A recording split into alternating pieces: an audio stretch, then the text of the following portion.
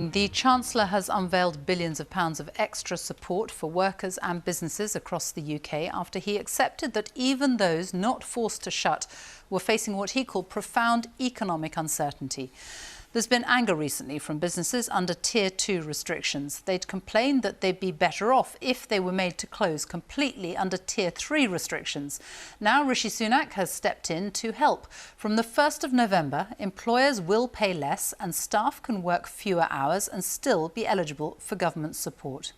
To qualify, employees will have to work just 20% of their normal hours, as little as 1 day a week, but overall they will still take home about 3/4 of their pay. Employers will only pay 5% for hours not worked, much less than previously planned.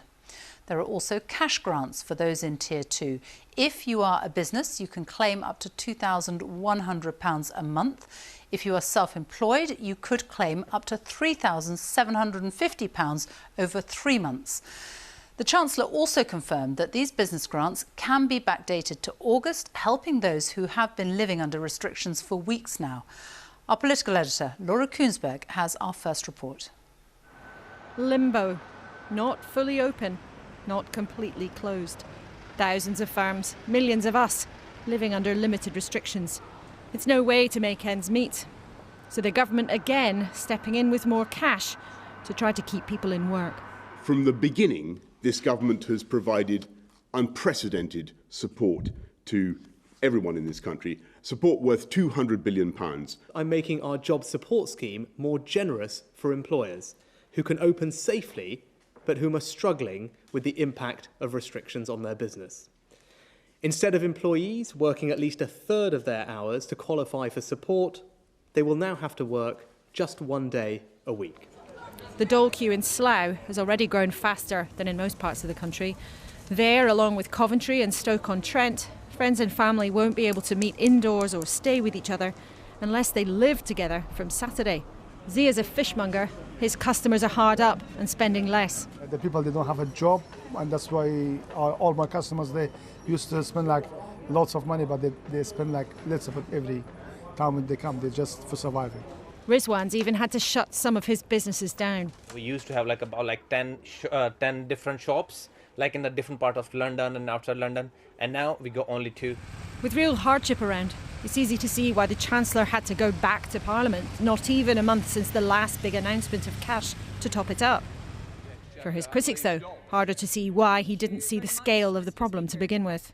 For months, we've urged the Chancellor to get ahead of the looming unemployment crisis and act to save jobs. Instead, we've had a patchwork of poor ideas rushed out at the last minute. And on Tuesday, the government was still waging a furious battle with leaders in the northwest of England over £5 million. Now on Thursday, cash for across the country has arrived, with some of it backdated too.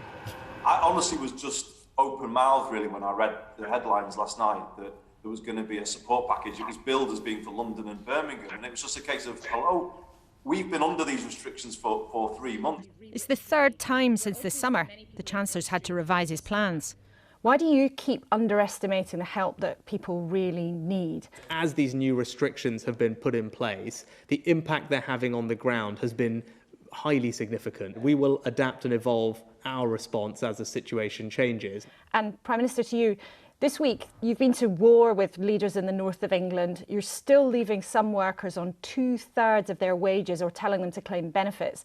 And cases of coronavirus keep on rising. Is this really the kind of leadership you think the country deserves? Well, Laura, I must, I'm afraid, strongly reject what you say about me being at war. We've had great conversations with local leaders, mayors and others, and everybody has come to the table, shown leadership, stepped up to the plate. Whatever he says, this has been a very bumpy week for the government. And even among Tories, the start of some doubts about the Chancellor, whose star had shone, and fears that ministers aren't prepared yet to do enough for those facing hardship this winter. And with yet more of the country heading to tighter limits, a tough season for the government and the economy approaches with no certain way out. Kuenssberg, BBC News, Westminster. So what difference will the changes make to both the businesses that have been having such a tough time and to the economy? Our economics editor, Faisal Islam, explains. This pizza chain mainly operates in big cities now under Tier 2 restrictions, so is not required to close. Things had improved over summer, but the withdrawal of the furlough scheme alongside new restrictions was stretching things. Here they welcome a fully baked return of taxpayer funding for worker wages. Over the weekend we've seen a steep drop in sales in general, especially with the Tier 2 affected. You can't go out, we can't go out in a way. So the new measures in place today will ensure that jobs are secure and will keep as many people working with us. This is a significant increase in the taxpayers' share of support for paying the wages of part-time workers, taking it back towards the furlough scheme. It applies to small businesses and affected large businesses across the UK. Originally, in the most generous support, the taxpayer was to fund just over a fifth of wages and employers just over half, with workers having to work a third of their normal hours. Now, workers will only have to work a fifth of their hours. Employers will contribute a bit more than that, half the original plan, and the taxpayer slice doubles to just under half the wage. Workers will take home 3/4 of their wage for working effectively 1 day a week. The Chancellor came here to sell his revised multi-billion-pound plan to the hospitality industry, who had said Tier 2 restrictions were the worst of all worlds. Taken together, all of these measures will make a significant difference and support more people's jobs, livelihoods and businesses through the winter. Chancellor, does this show that you got the judgment at your winter economic plan slightly wrong? You were trying to force the economy to adjust, to judge whether jobs were viable, and now we face a similar health crisis where people just need to be rescued and put food on the table. I've always said that we'll adapt and evolve our support as the health situation changes, and that's clearly what's happened over the past few weeks. We're seeing areas move into Tier 2 restrictions, and that's having a particular impact on hospitality businesses. Elsewhere, for example, this new pub and B&B in Birmingham should get new monthly grants backdated to the beginning of local restrictions, but here they told us the Chancellor should have acted more quickly. It does feel too late. It just feels like an afterthought, and I have to say that anyone, if they're saying that they didn't expect the loss of trade to be so severe, it can't be from anyone who understands the nature of hospitality. This isn't just about several extra billion for supporting the economy. It's a significant acknowledgement that the Chancellor's original winter economic plan had some big gaps. The basis of that was to encourage the economy to restructure for a new post-COVID normal, that employers would consider the viability of individual workers' jobs. Now, large swathes of the economy, because of rising infections, are back in survival mode. This should save thousands of jobs, but few would rule out the plan having to be reheated again in the near future. Faisal Islam, BBC News. Let's talk to Laura Kuenssberg in Westminster. So these plans have been revised again. Are they likely to be enough this time? Well, Sophie, we've heard tonight in the last few minutes, haven't we, how some businesses in many parts of the country are really finding it hard to keep going right now. And this is not just some loose change that's been hanging around the Treasury. This is a significant extra amount of money being pumped into the economy, and it should make a big practical difference to many businesses. It should, in theory, therefore mean that many people who might therefore have been at risk of losing their job could be kept on in the coming months. But the way that it's happened has left the Chancellor open to the accusation that he's been playing catch-up, not quite doing enough as things develop to keep pace with the scale of the economic crisis. And of course, it also means that there is more time when, from the other side, the government is continuing to borrow and borrow and borrow and borrow in order to try to keep the economy afloat during these unprecedented times.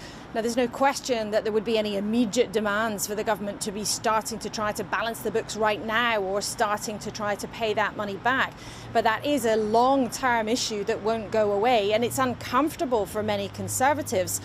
But there are Conservatives who share the same concern as many on the opposition benches here in Westminster. That anxiety that, given the scale of the challenge that people face right around the economy, just how hard it is for people to make ends meet right now, that the solutions the government are willing to put forward don't quite match up to the scale of the problem. Our political editor Laura Kuenssberg, thank you. Around 1 million more people in Stoke-on-Trent, Coventry and Slough are being moved into the high coronavirus alert level Tier 2 from Saturday. It means more than half of the population in England and Scotland and everyone living in Wales and Northern Ireland is currently living under or about to move into stricter rules. So will today's changes be enough to help millions of people make ends meet? Sarah Corker reports from Manchester, which enters the highest restrictions at midnight tonight.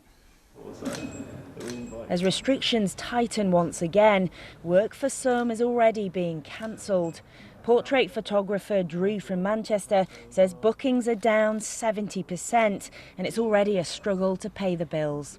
The last 6 months has all been about survival. You know, I already cut down all my expenses. I haven't left the house in months. I've stopped paying for my office. You know, I've got rid of all of that stuff. And it's not enough. This is an economic shock like no other. Tier 3 rules mean this city nightclub must close at midnight. Staff don't know when it'll reopen.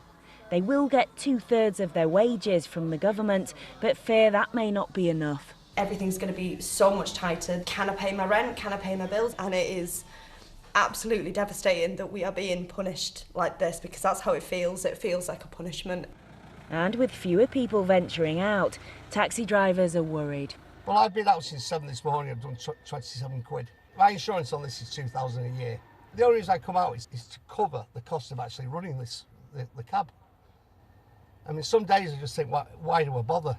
A second lockdown here also pushes the return of live events even further away.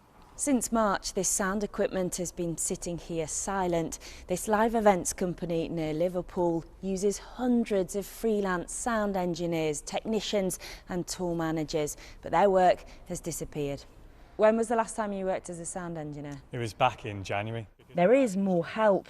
The grant for the self-employed is doubling from 20 to 40% of monthly profits. Is that enough to survive on, do you think? It's better than it was, better than 20%, but still not enough to survive. I'll still be working other jobs to pay the bills. It is down to every penny because I don't know what's coming in. I'm up to the limit on the credit cards.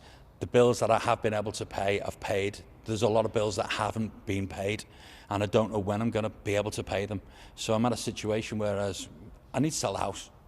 And there will be more difficult decisions ahead for millions of workers whose incomes are shrinking.